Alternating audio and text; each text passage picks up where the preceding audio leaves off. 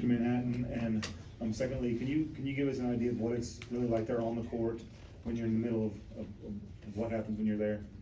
Yeah, my first time was during like the COVID year, so it wasn't really too crazy. Kind of like a normal game with how many fans were allowed to come. But last year was kind of like my real um, first time in Manhattan with all the fans and stuff like that, and it was super crazy. The fans are like, I think they're there before we even get there, and as soon as we walk in, they start all the boos and chants. But it's a great atmosphere, especially. I feel like this probably will be the best one I've seen yet, just because of how great the season's going. So I'm looking forward to it.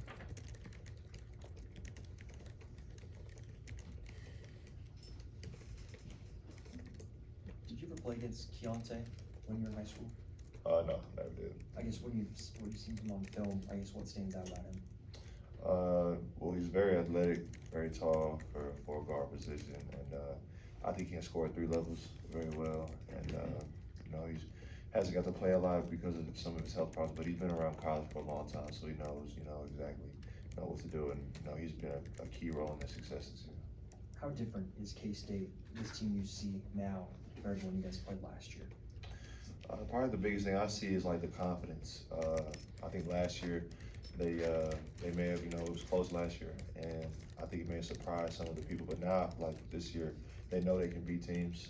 They know they can play with a lot of different people, and that's kind of been the difference. And what I've seen is just as far as how they carry themselves, how they're playing. They're playing with great confidence.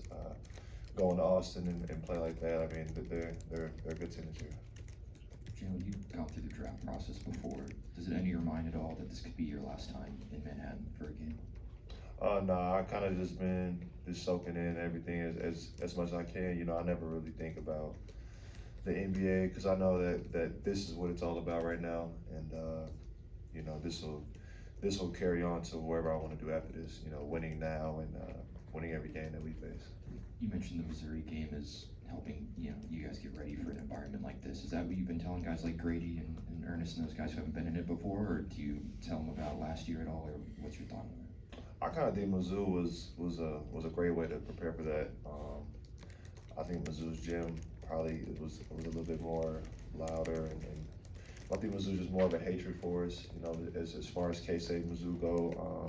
So I think it's a great prep for us. We're used to a lot of noise, a lot of crowds, anyways. So any of the boos and chants kind of be something that we already heard before. Grady's not new to this rivalry, right? It's his first year playing it, but he grew up with it. Do you feel like the guys in the locker room, Kansas kids, are not understand kind of the magnitude of this rivalry and how much it means to the fans? If they don't, coach them, make sure they do by tomorrow.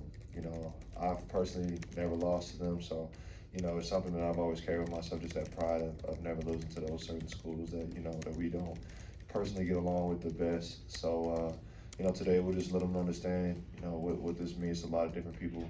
That's one thing I feel like we always step into the plate for is games that mean a lot to different people around that support us, and I feel like we carry that well. Jalen, one last question about Saturday. Your shot's not going down. You're fighting for, I think, an offensive board. There's a scrum. You're against the shot clock, and then you throw up something. I don't even know if you knew where you were throwing it. It goes down, but can you just go in detail on that play? Oh yeah, I was kind of just scrambling on the ground. I had just got my shot blocked when I went in there, and I just seen the ball on the ground. It just kept getting closer and closer to me, and I was like, man, I might be able to pick this ball up and shoot it. And because I knew the shot clock was going down, and I just picked it up and put a little float on it, and it went in. So that's pretty what it was.